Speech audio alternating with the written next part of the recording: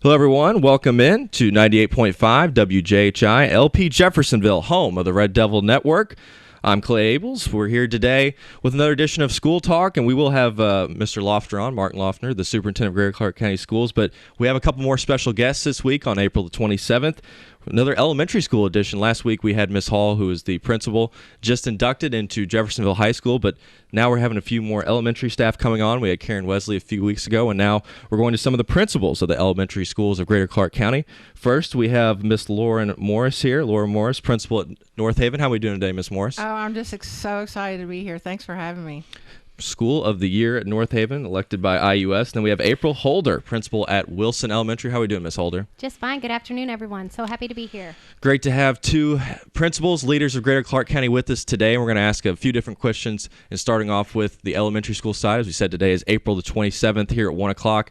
An update for people. As we know, things changing week to week here in Greater Clark County schools with changes of the COVID virus, and we're going to talk to these two principals about what's going on at the elementary school level to open us up. And I'm going to start off with Miss Laura Morris. You've been around for a while now in the Greater Clark County school systems. What's been the most difficult challenge? How can you prepare for something like this, teaching now and leading a school from home compared to being the day-to-day meeting with your staff? What's been the most difficult part of your job?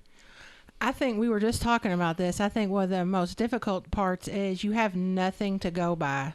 There's no one's done this before, so you don't have anybody's failures to learn off of. You don't have anybody's successes to learn from. So just the fact that it's new, no one's ever done it, and trying to figure out, okay, for me, I'm a in-your-face kind of person. I want to talk to you. I want to see you. And to have to lead by emails and Zoom meetings is very challenging for me. And for you, Miss Holder, what's been the toughest part taking over, leading at Wilson Elementary? How has it been communicating with your staff day to day? I think communication has been a barrier that we've had to learn from. It's pushed me so much into learning new ways to reach out through technology, also relying on other people that have specialties and learning together. So daily we are pretty much through email and school messenger is the way we update each teacher daily. But weekly we're having Zoom conferences and conference calls just to check in on everyone, sometimes for business, but sometimes just to make sure that we're okay and that we really are in this together. And this question is for both you guys. I'll start with Miss Holder. The packets. I know that's been a question a lot of people have talked about.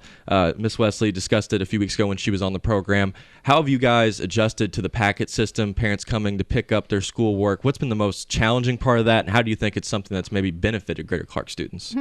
Well, remember the packets are just kindergarten through second grade, and so that is just 3 of our grade levels at Wilson. And our packet pickup, really, at the beginning, it was just making sure we communicated to parents to where they were and when they could have access to them.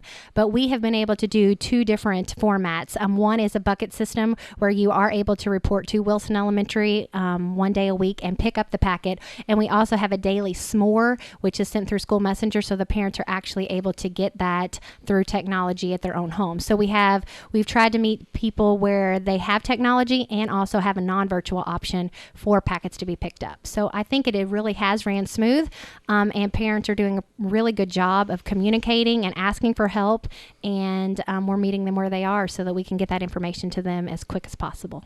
And then for you, Ms. Morris, what's been the toughest part of doing the packets, and maybe something that you thought of has been a benefit of using the packets and the bucket systems Ms. Holder just talked about?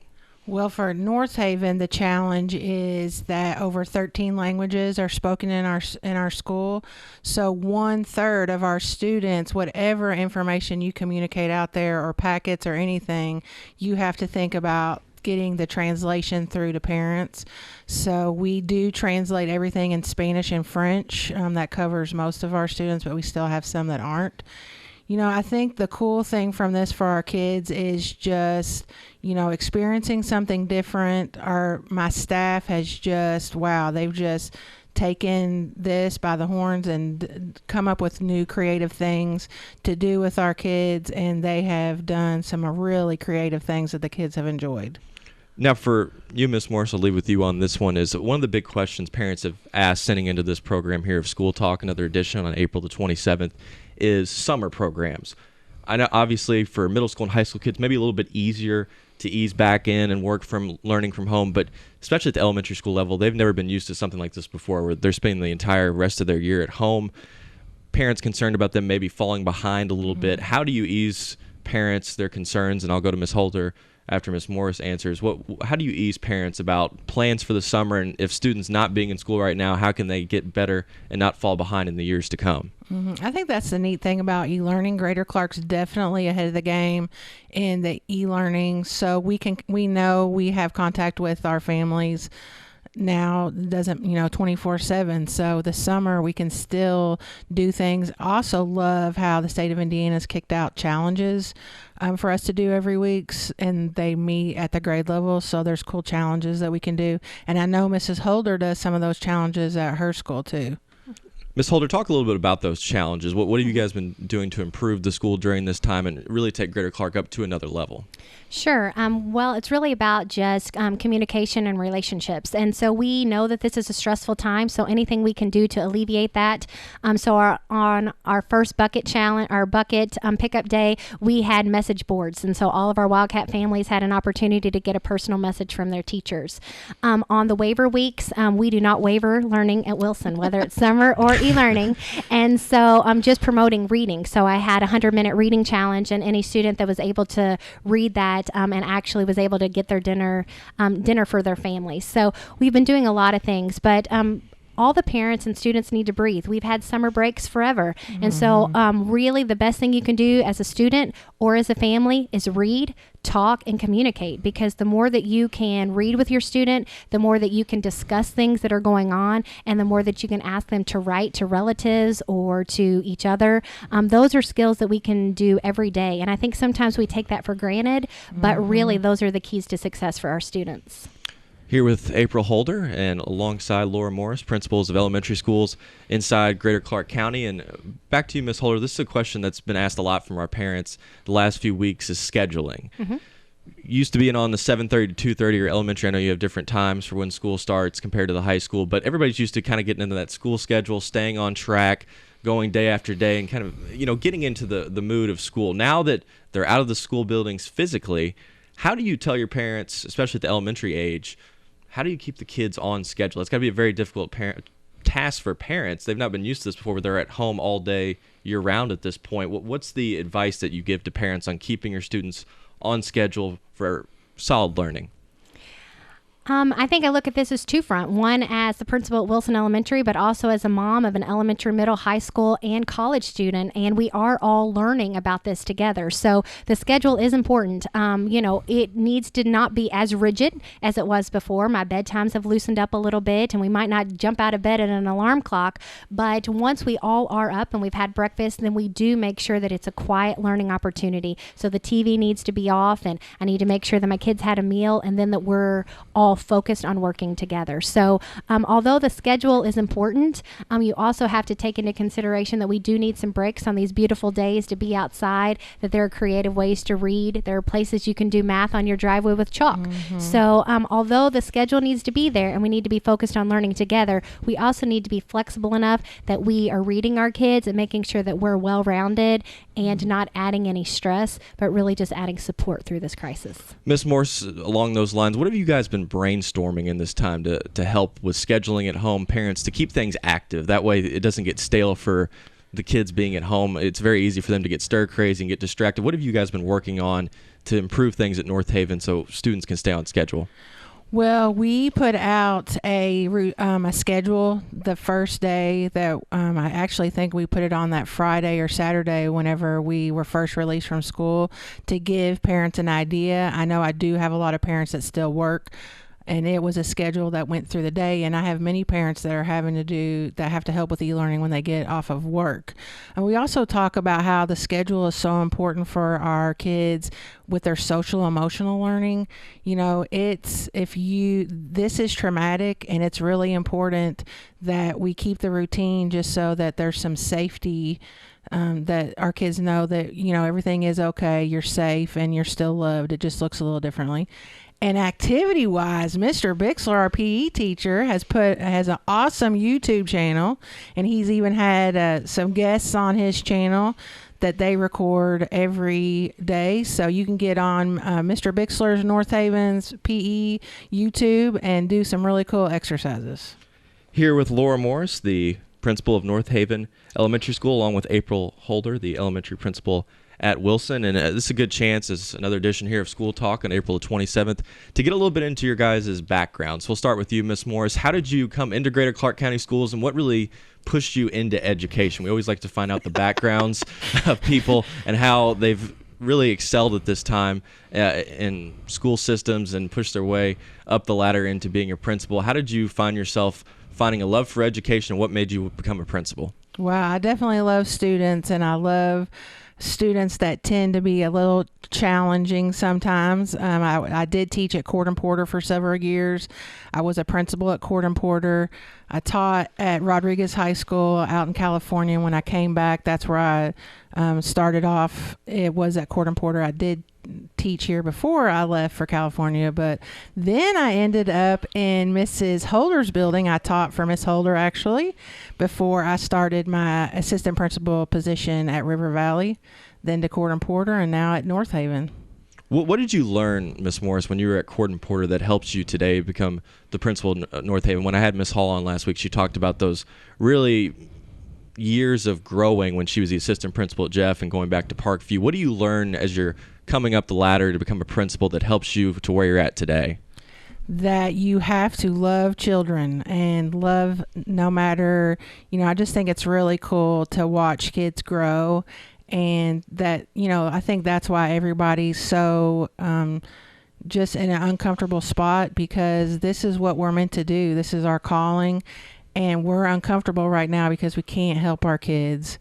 So, just watching kids grow and be able to give kids the tools, and it doesn't matter, I've taught every student from second grade to 12th grade. They're all the same. They're all looking for the same things, and it's just fun to be able to provide what they need.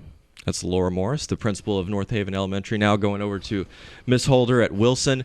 I know we just heard a second ago, Miss Morris talked about you guys working together. What was your background in education? How were those times working together before you became the principal at Wilson?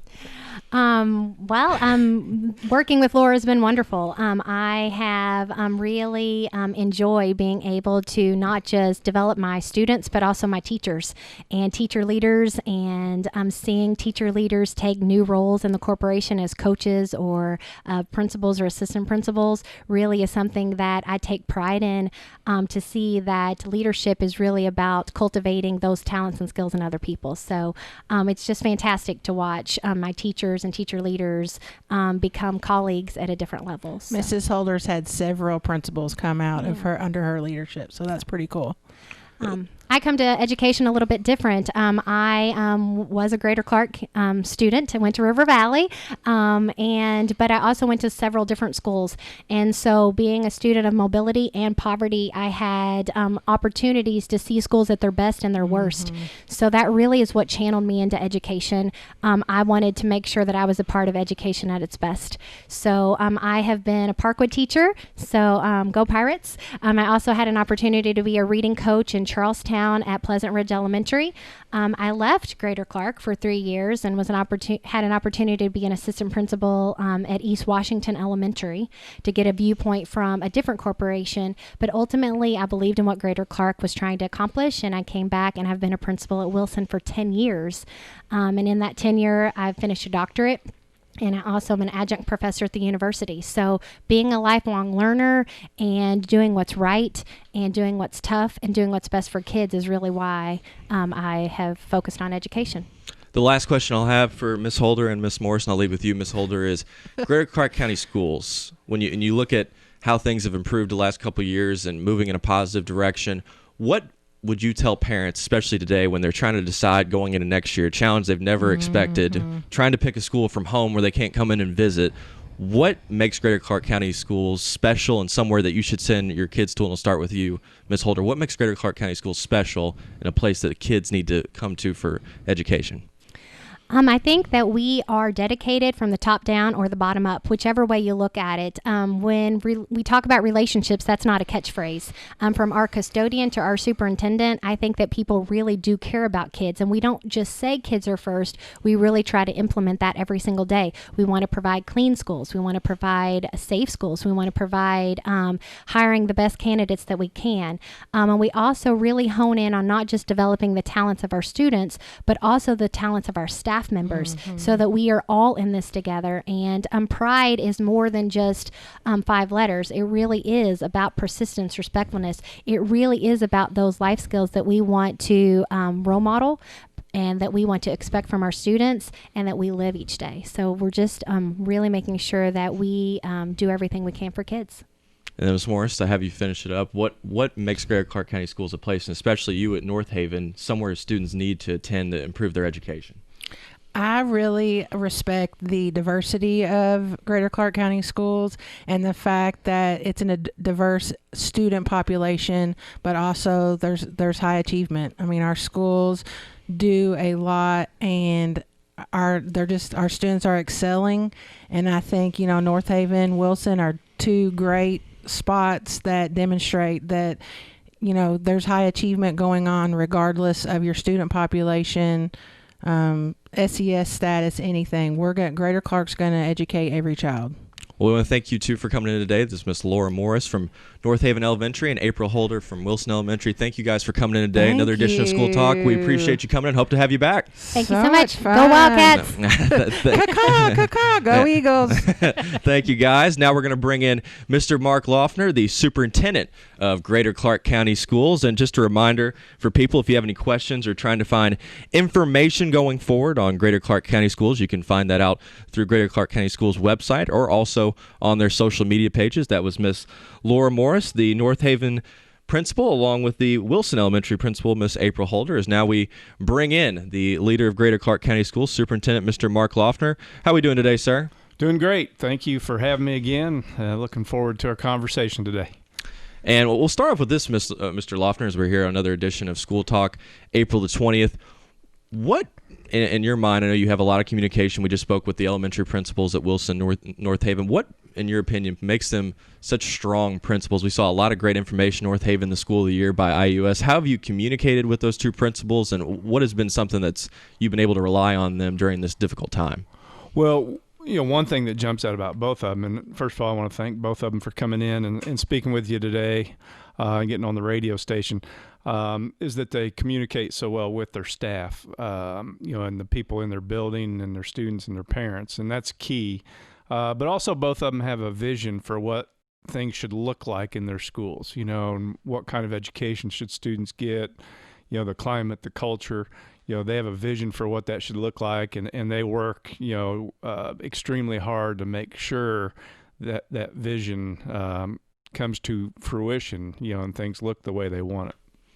Here with Mark Loeffner, Superintendent of Greater Clark County Schools, here on April 27th. We just had Principal Laura Morris from North Haven in with us, along with April Holder of Wilson Elementary. Let's start off with this, Mr. Loeffner. What's the latest from the schools? Anything changing from our conversation of last week? What's the newest on the horizon? Couple things I wanted to update you on. The first being that, as all of you know, Friday is May 1st, and we're not doing e-learning this week, Monday through Thursday, but starting on Friday, May 1st, we're jumping into e-learning again, and it'll go from May 1st to May 15th. And first let me say thank you to parents, teachers, students, staff.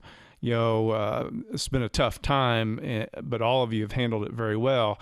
The toughest part of the e-learning time for us is coming starting Friday, because we're going to go from Friday, May 1st to Friday, May 15th, straight through, except for the weekend. So just want to make sure everybody's aware of that. It's time to, buckle down and really dig in and finish up this year strong. The last day of e-learning, last day of school will be May 15th. So that's number one. Number two, I wanted to let all the seniors know and also the senior parents know that we're working on plans for graduation. We think that we'll come out with our plan probably sometime next week. We have a couple meetings this week to discuss it. in terms of what it looks like, what the date is, whether it's a virtual type graduation or what that'll look like. So, they can expect information on that sometime early next week, sometime next week. For the graduation process, when you're making that decision, explain to people, how does that go about? Does it have to go through the school board? Is that made at the administrative level only? How does the process break down for you guys of making the final decision of whether to have graduation happen or not?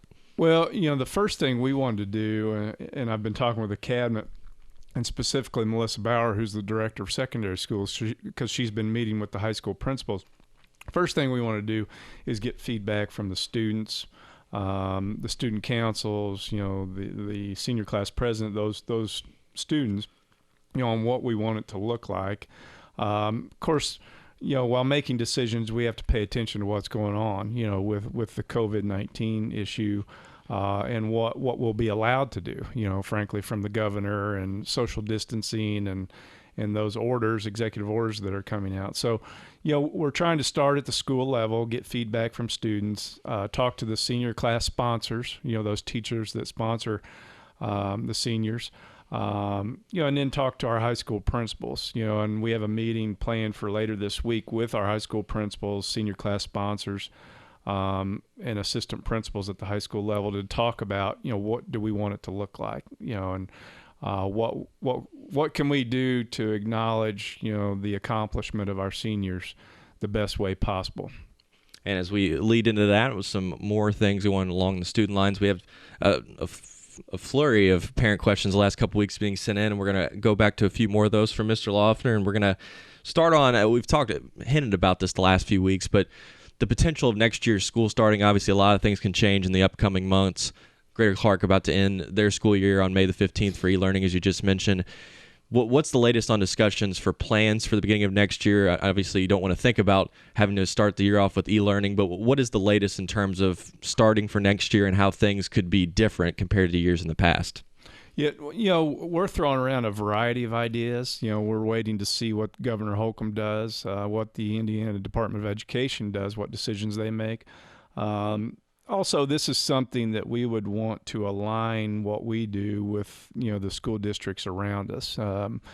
You don't want to be the lone wolf out there, doing something different that everybody else is doing, and because, frankly, there is a concern, with enrollment and, losing enrollment. And will parents be afraid to send their children back to school in the fall? Will some of them want to continue to do the e-learning? We're working on contingency plans even for that, that we have an e-learning plan in place, for those parents that don't want to send their child back to school in the fall, that they could stay with Greater Clark, and we're going to work on that. And we're working on other plans also in terms of, do you split students into two groups, only have half the kids attend school on an A day, B day type rotation. There's been no formal decisions made. That's something we'll have to, run through the school board. But we're throwing around a lot of ideas. We're just sort of waiting to see what the governor does and the Department of Education does. Going along those lines, mentioning scheduling potentially A days or B days and the potential effect of the start of school next year, is there a chance this could change the length of summer? That was one of the questions we had brought in, was that I know the year-round calendar has been thrown out there and different ideas. Could this affect the start of next year in terms of maybe extending the summer? Is there any plans on that? No, not yet. We're looking at, just to wait, and that's a wait and see right now with the governor. We plan on starting the normal start date there at the end of July. And hopefully that doesn't change, and so until we get more information from what the governor is going to do, we're going to wait to make a formal decision. One of the hot topics that's been coming up is testing, not only from the ACT and SAT level, but ISTEP. A lot of students have to go through that at Greater Clark County Schools. Is that something that may be offered online, or what's the future of ISTEP, you think, after this whole situation with coronavirus and COVID-19?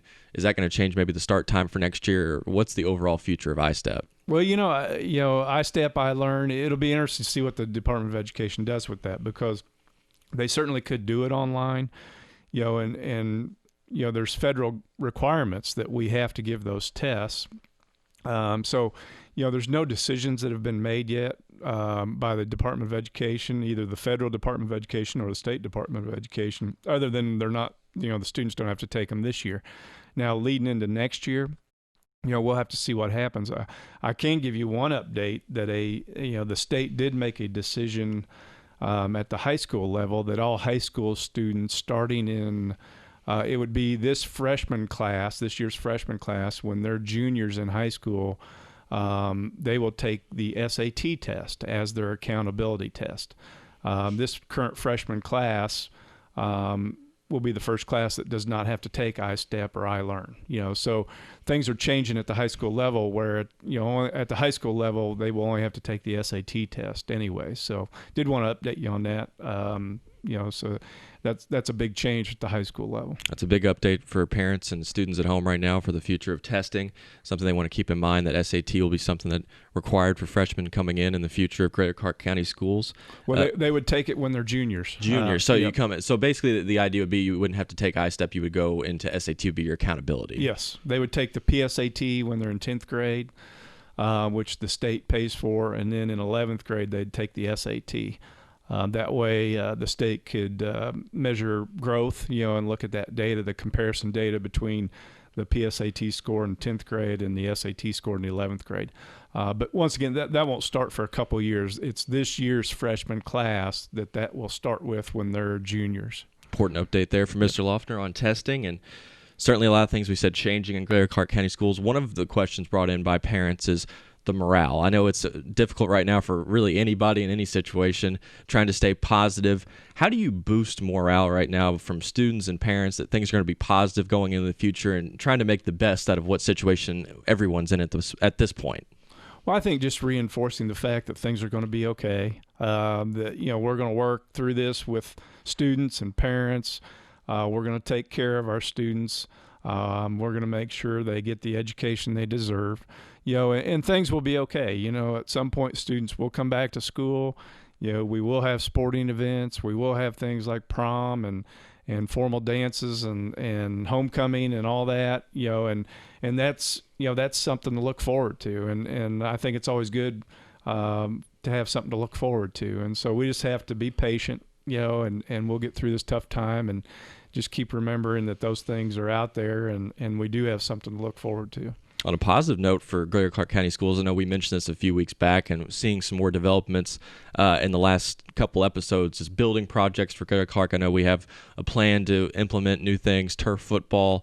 Everything seems to be at this point, going to update with you here, on schedule. It looks to be everything still building at a good pace for Greater Clark County schools, Mr. Loeffner? Yes, the Moats Group and the AML Construction Group are actually working at Charlestown High School today, basically removing everything inside the track at Charlestown High School in terms of soil and concrete and pavement, anything inside the track. And then AML Construction, they're the ones that will be doing the bleacher project out there, and they've started work today on removing the bleachers. So they're going to be out there for about 2 weeks, doing demolition, and then they're going to move here to Jeff High and spend 2 weeks doing the same thing here at Jeff High on the infield area of the track, on the football field, and then the bleachers. So things are moving along as planned, and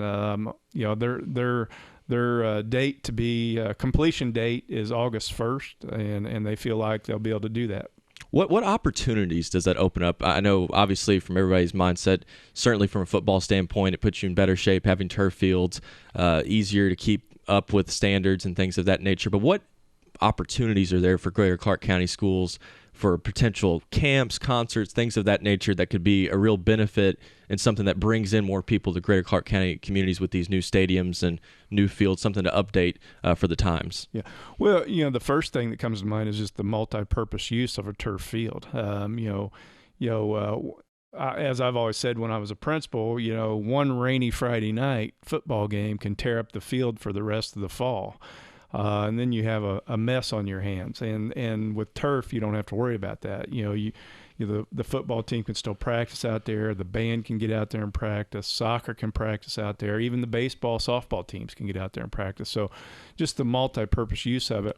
And also, you talking about band, you can have some pretty big band events at your school when you have turf, because you don't have to worry about tearing up the grass or destroying the field. So, that's another thing. And frankly, what I've found and just discussing with various superintendents, and just discussing with realtors, real estate agents, people in our community, when somebody moves into Greater Clark or into Southern Indiana, and they have kids, one of the first things they do is drive around the school and look at the facilities. And a lot of parents make decisions based on that. Where do I want to send my child to school? They base it on what kind of facilities the school has. What does the outside of the school look like? And whether we like that or not, a lot of parents make their decision based on that. And so it was time for us to update our facilities, especially the football facilities. And so to me, it's a very good investment, for our school district and for our students and our community. To go along with that multi-purpose use you talked about for band, concert, athletics, is there going to be potential down the road to partner, say, with the city of Jeffersonville or the city of Charlestown for their stadiums where they could hold community events there, or maybe public concerts? I know, obviously, in Jeffersonville area, you have the waterfront events and different concerts. Is there potential for that to be a part of Greater Clark's plan where they could bring in people from the community as well to use these facilities? I don't see why not. I mean, absolutely. To open that up, it's a community resource. We want it to be a community resource. So, there's a lot of possibilities, and I think that is definitely one of them. And go along with that, talking about building public support, a question brought in from parents at this point is, how do you build public support at this time? Obviously, you just stepping in as the superintendent in your first year, bringing in Ms. Hall in her first year as the principal at Jeffersonville High School. How do you build public support for the schools of Greater Clark County, bringing kids in, bringing parents in to see these facilities? What is the game plan of getting people to support Greater Clark going forward with all of these big ideas in terms of community projects and changes in education? Well, I think you have to be open, honest, and very transparent with people, and explain to them why you're doing what you're doing. And sometimes they may not agree with, what you're doing, but you need to be very upfront with them and be very transparent about why you're doing it and what you're doing. So, that's number one. I think number two, you have to be very cognizant of what parents are looking for in terms of an education, whether it be, an early college program or academy program with pathways, and then, you have to market that, and you have to, I think as a district, we need to do a better job as marketing what we do well. Because Greater Clark does a lot of things well. When you look at the early college program, the academy program, our facilities, just like where we're sitting today, this radio, TV studio and program, and the one at Charlestown. No other schools around us have something like what we have here. So we have everything that a student would need and that parents would need. And educationally, we do a very good job of educating students. With the programs we have, with our focus on, providing a good experience for students in terms of just teaching and learning, we do a very, very good job. So it's just marketing that and getting that word out. Last question for you here to go along. We've been talking a lot about marketing and the future of Greater Clark County schools. One of the things you hear from a lot of people right now, the hot button topic of everything is e-learning. Obviously, Greater Clark very ahead of the curve, and we've talked about all the advantages that Greater Clark has on other school systems with e-learning. Is there any potential plans going into the summer? I talked to Ms. Holder and Ms. Morris about this, with parents being concerned about not having in-person education. Is there a chance for summer school e-learning, or is that going to be something looked at later on for after school? Well, what are kind of the ideas behind e-learning in the summer? Yeah, I'll tell you right now what we're focused on. E-learning during the summer would be more secondary, especially at the high school level, credit recovery, making sure those kids that needed a class or two to graduate or make up a credit, that they get that opportunity to do that. At the elementary level, I don't know that I would rather do in-person summer school than e-learning summer school. So one of the things we're focusing on with our K through 5 or K through 8 is in the fall doing some kind of after-school tutoring program that would provide transportation for students. that we had, that would give us a little time to identify those students that are behind, do some assessments, and figure out which students are behind, and then come up with an after-school tutoring program where we would provide transportation for the kids to get home, that we could try to get those kids caught up. And we would try to do that in person and versus e-learning. So that's sort of our focus right now, going into the summer. That is Superintendent of Greater Clark County Schools, Mr. Mark Loeffner. Thank you for coming in again today, sir. Another edition of School Talk on April 27th. We appreciate you coming in. Look forward to more updates. All right, thank you. Appreciate it. That is Mark Loeffner, the Superintendent of Greater Clark County Schools. We also want to thank, on this edition of School Talk, a couple special guests that we just had in. Laura Morris, the principal of North Haven, along with April Holder, the principal of Wilson Elementary School. A great time for parents, as we said, to listen in today. Updates about elementary schools, and Mr. Loeffner with a lot of great updates about testing, facility upgrades, and also marketing for the future of Greater Clark County Schools. It's another edition here of School Talk on April 27th. Make sure to tune in on the WJHI Red Devil Network, 98.5 FM, WJHI.com, and TV Cable Digital 184, 1 o'clock and 7 o'clock every day for replays of editions of School Talk. For Mark Loeffner, I am Clay Abels. Thank you for tuning in. This has been WJHI 98.5 LP Jeffersonville, home of the Red Devil Network. Thank you for tuning in, and see you next week.